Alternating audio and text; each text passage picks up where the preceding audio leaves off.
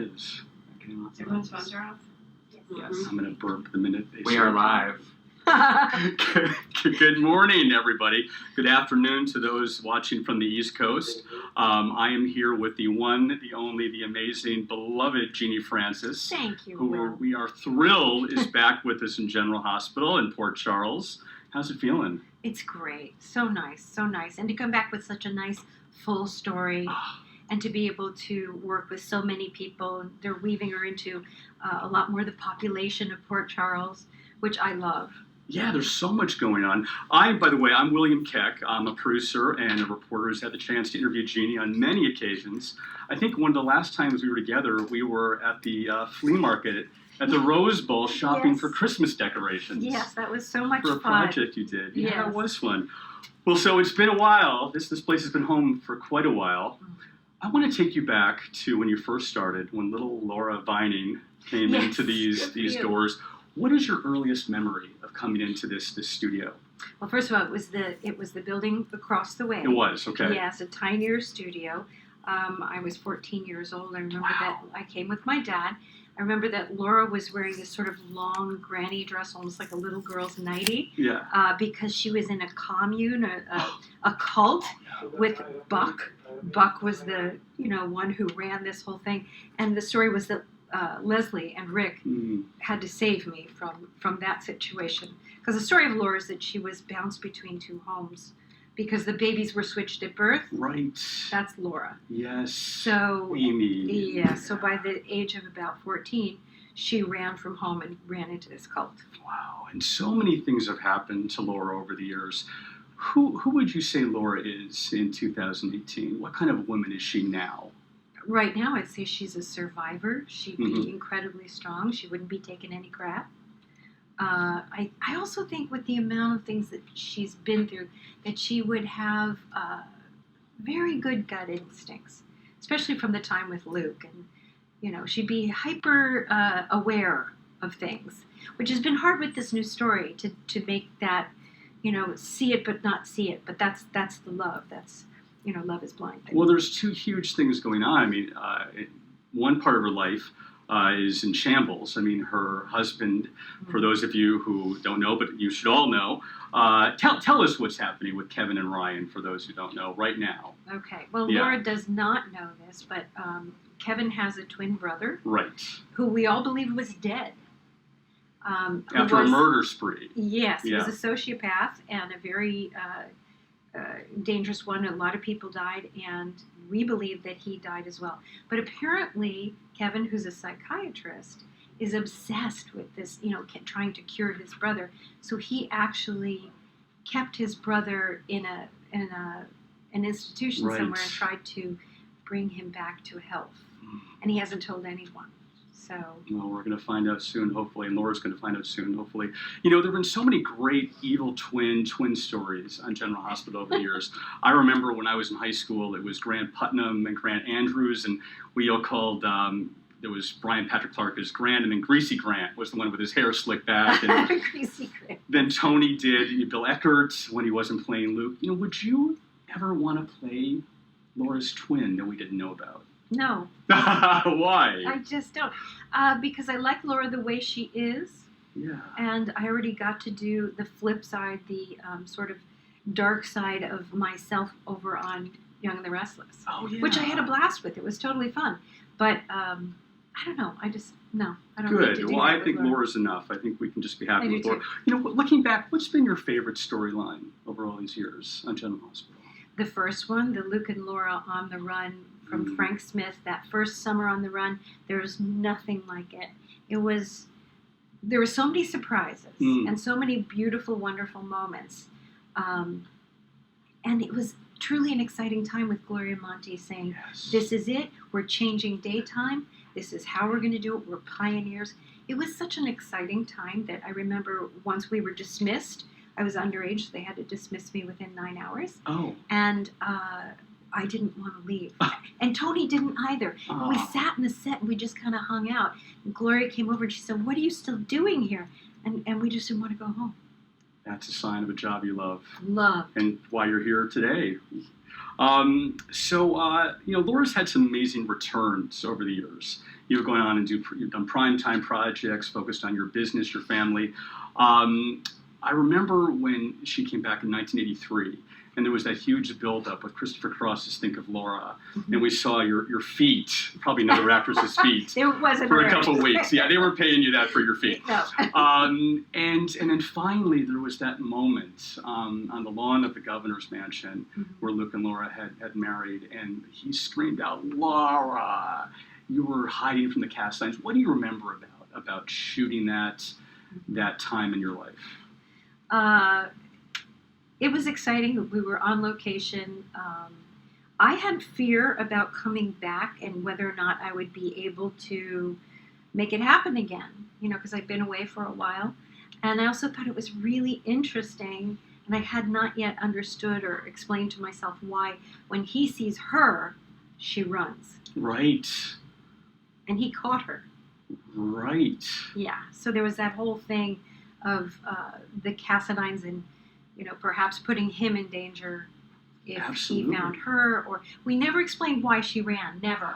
Well, I think they did because he was going to kill Leslie and everybody. The Cassadines were going to kill everybody that you loved if you revealed yourself. All right. Yeah, no, they were on the ball. They explained it. I remember that well. And then, of course, my gosh, the other huge return was this time of year. It was the fall. We caught up with Luke and Laura, and we met Lucky in their diner. The Triple L exploded, and then you ended up in a helicopter with the carpet bag. And what do you remember about shooting that return? I remember how high the production value was, which was, I don't think, ever been done before on a soap. Is certainly the highest production value that I've ever experienced on a soap. And they did it like a nighttime shoot. It was so professional, so well done. And I loved the whole thing of them parachuting into Port Charles. I love that. So I love the fun. plane thing because I'm afraid of heights. You I are. was so afraid. So it was so much fun for me to play that moment of her not believing we're going to do this. He's teasing me. And then we're doing this. And then her terror. Parachuting. Yes. Yes, Yeah. I remember that so well. That was amazing. Well, so like I mentioned, there was that moment of reunion on the governor's mansion lawn. And now there's a chance, the mayor's mansion, forgive me, now there's a chance that you may be moving in to that mayor's mansion. Possibility. We'll see how the election turns out. Well, she has been in there before, She was there as First Lady. Yes. Because Luke was. That's right. Right? Remember that? So she has been there as First Lady. I remember shooting scenes where she had to go do First Lady things and she wasn't very good at it. Like what? What did she have to do? Do you remember? That she was surprised that they surprised her with having to get up and give a speech. She thought she was just attending a ladies' luncheon, but in fact she was the keynote speaker. And that was fun to do. Yeah.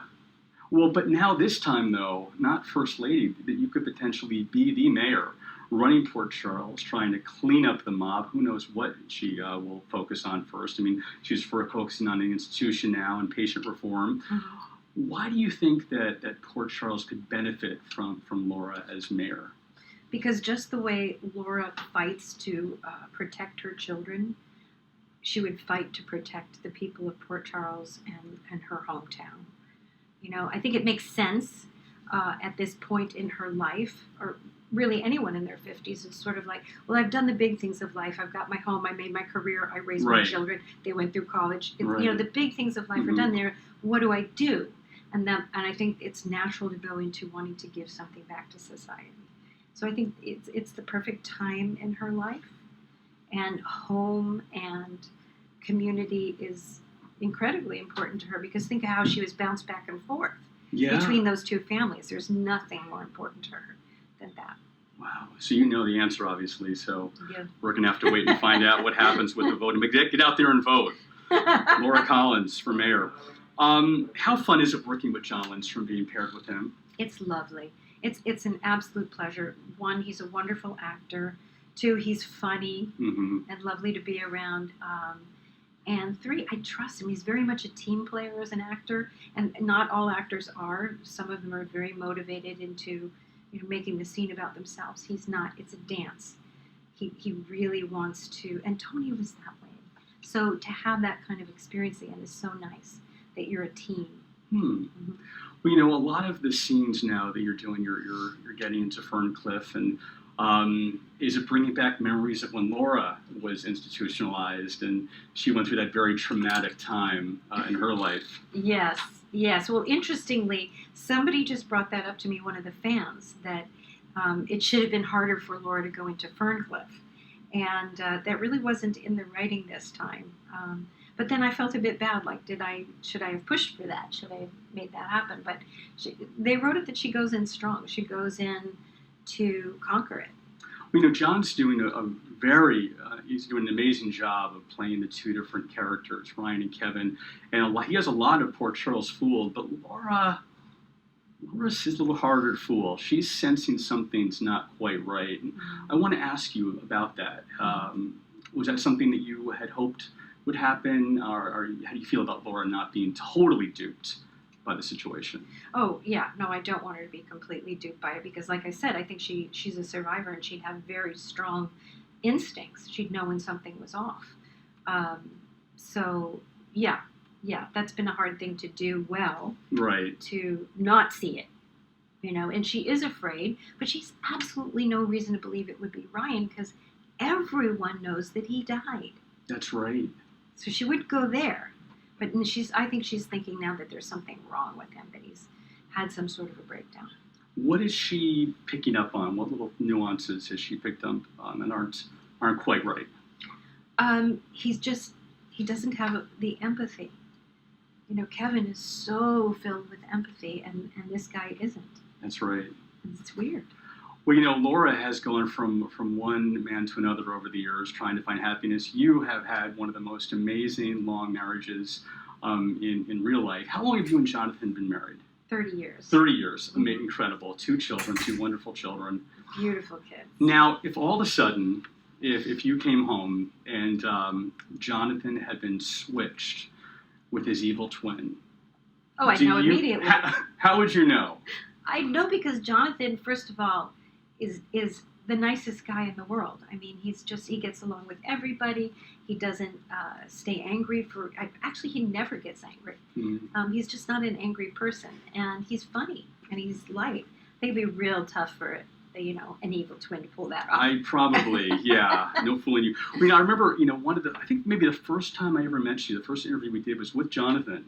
And we were talking about kind of how the soap opera fan base is just as enthusiastic as the sci-fi fan base. Mm-hmm. Tell me a little bit about that, how you two both have these amazing followings. They follow you from project to project, mm-hmm. that passion when it comes to those two genres. Yes, we feel very blessed, and it's kind of amazing to have it in the same family. Usually one actor will have it and the other one no. So, we just feel incredibly lucky. And there's actually quite a bit of crossover between the daytime audience and the sci-fi. Yeah. Why do you think that is?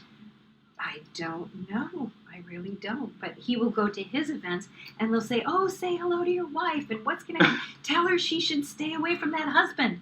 Like. Well, I mean, thinking about it, there's been a fair share of sci-fi here in Port Charles over the years. Yeah. I mean, you were the first to kick it off, really, with the Weather Machine, the Cassidines. Yeah, and I thought we'd gone way too far with that story. Oh, yeah, people won't buy that. They loved it. It became a phenomenon. What do you remember about, I remember actually, it was 81, I think, when Luke and Laura went over to the island, and Princess Diana and Charles were getting married at the time. There was that hype. They incorporated that into the storyline. What did you think when you first saw how the set designers had created that island set, the Cassidine Island? That was amazing. It wasn't a set. It was a whole other studio. They really? Literally moved in the dirt and the waterfall, and they built an island. It was huge. It was a huge set. Oh. And trees, and it was amazing. And then I liked the monkey.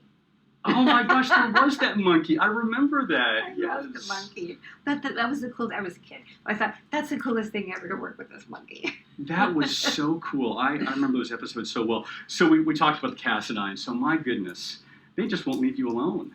I know. How do you feel about that family that has destroyed Laura's happiness over and over and over again? I mean, it's created great scenes for you, great drama. Mm-hmm.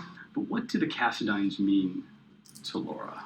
Well, I think they can bring out her dark side now like nobody else can. They're terrifying people for her. They captured her. Mm. They stopped her life. And then there are people in the Cassadine family who she loves, like her son. Yeah. So Laura is a Cassadine, or was a Cassadine for a period of time. So she knows quite a bit about this family. They don't really play that for me that often, which is a shame because she's been on the inside. She knows. That's right. She So. lived in Windermere for quite a while. I remember her portrait Yes. there on the island. Well, the current Cassadine, James Patrick Stewart, I think we've all picked up on. There's a real chemistry when you share the screen with him. Mm-hmm. Tell me about James. Tell me about Valentine and Laura. What do you think is going on there? What could happen there? And tell me a little bit about James. Mm-hmm. James is a fabulous actor.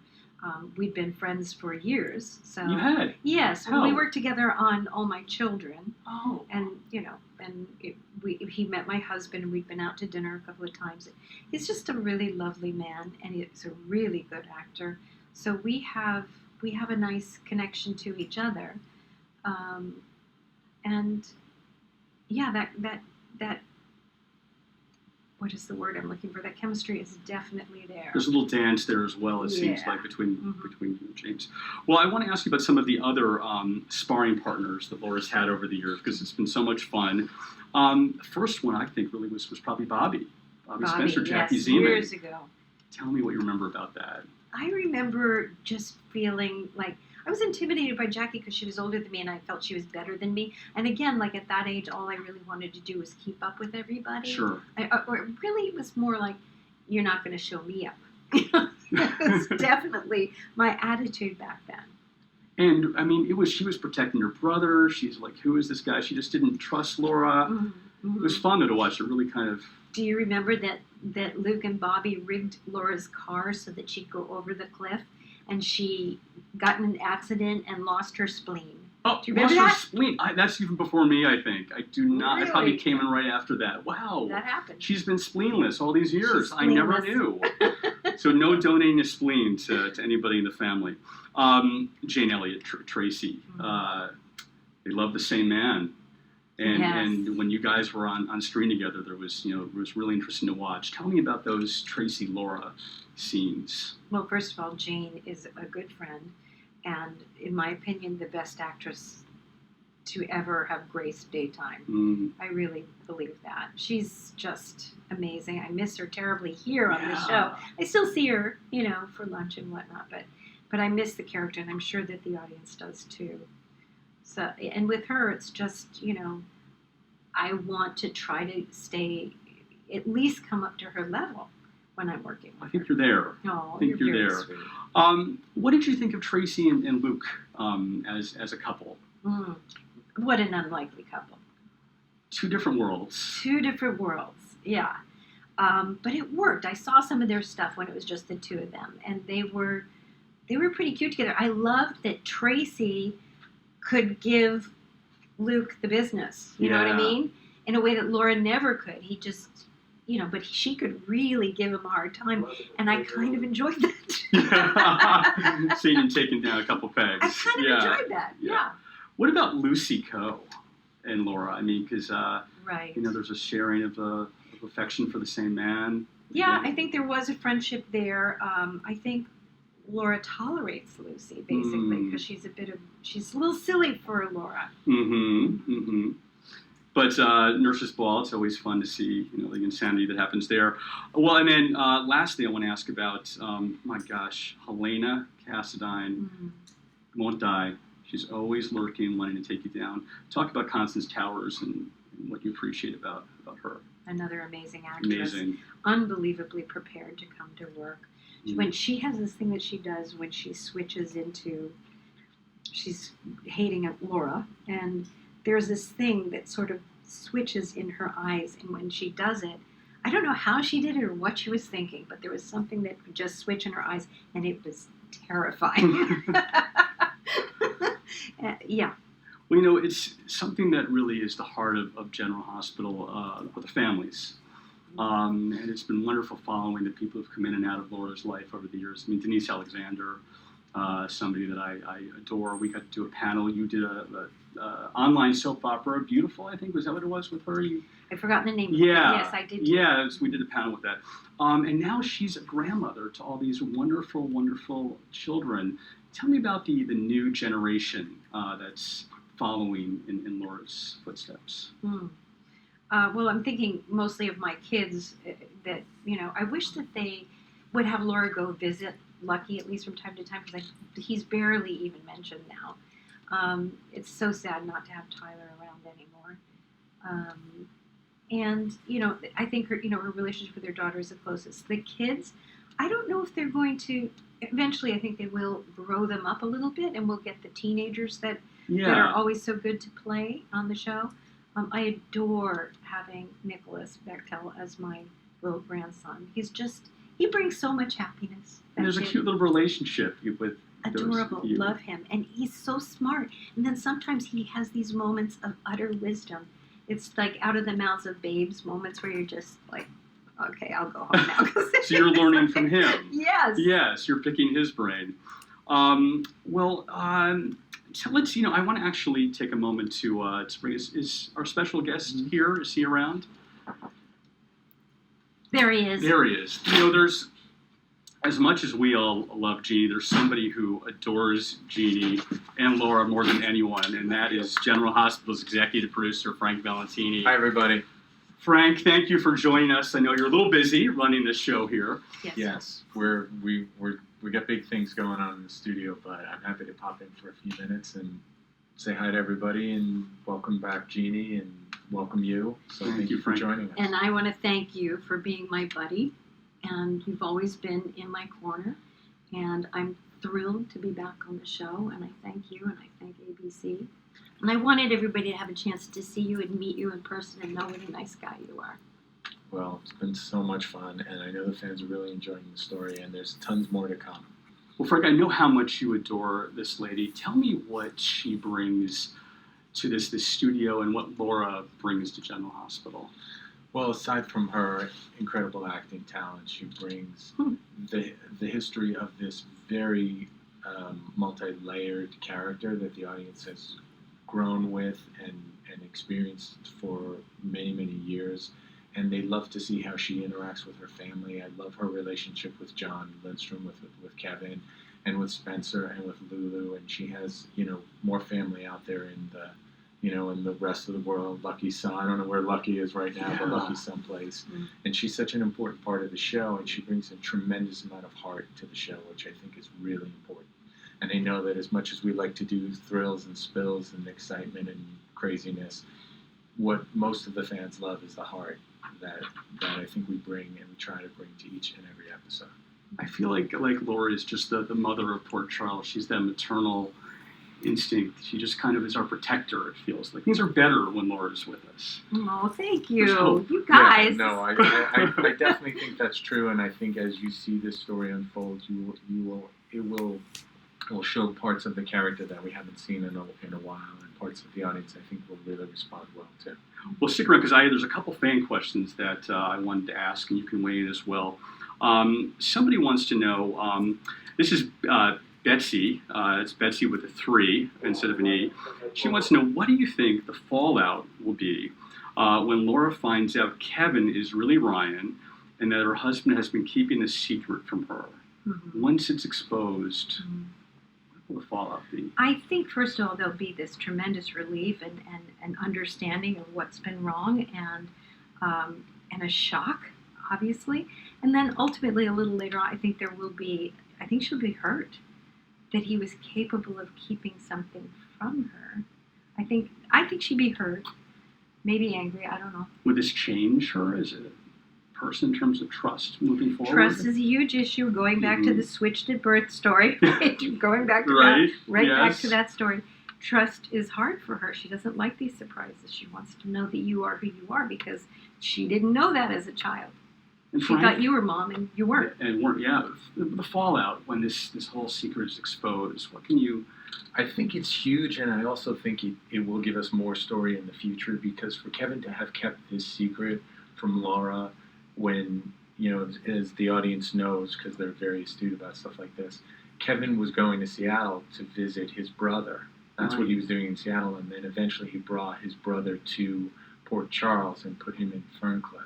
So, and even before he met Laura, he knew that Ryan was alive. So to not tell her, that's a really big deal. That's a really big deal. And it erodes the trust that they have in their relationship. And also, I think one of the things that Laura loved about Kevin was that he was a straight shooter. He wasn't a little shifty like Luke can sometimes color outside of the lines, and Scotty was a little bit fast and loose with things. But Kevin always presented himself as a real straight shooter, so for him to do that, Stability, I think it'd be interesting. It was real stability. Absolutely, Yeah. absolutely. Well, General Hospital is always fun to watch, but it seems like November is especially a fun month to watch. November sweeps. There's a lot happening.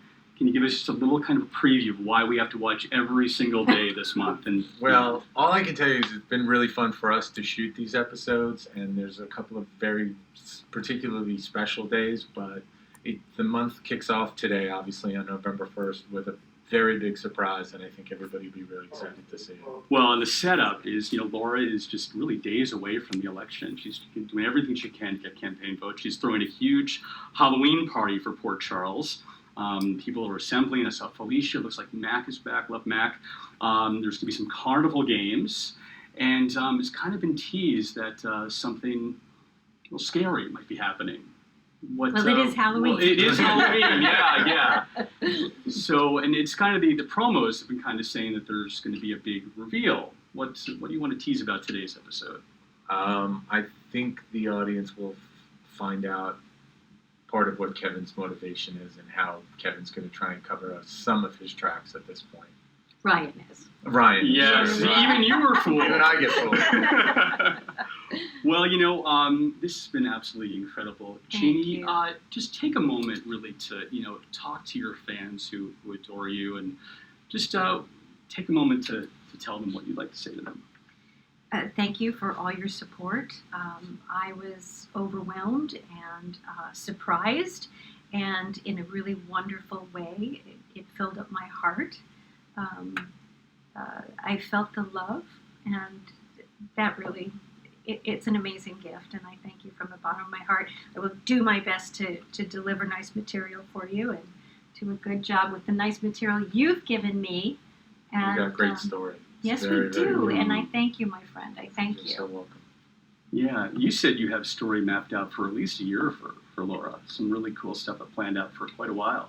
Yeah, and what's interesting about planning out story that far in advance is that when you see something on the screen, or if we see something in taping that's really exciting, we add that and we sort of enrich the story with what the actors and what the directors and producers bring on a day-to-day basis. Well, I know how secretive you are with storylines, so I won't press you any more than you have, but you have kindly given us a gift. We get to see just a little tidbit of today's episode. You're going to get a little taste now, but make sure you watch, because you're not going to want to miss what happens on today's General Hospital. Thank you, Genie. Thank you, Frank. Thanks, Happy Will. Halloween. Enjoy your holiday season. Guys, have a look at what's coming up today. You're really leaving? It's like we're ships that pass in the night. I know, but I'm certain you'll give poor Charles a night to remember.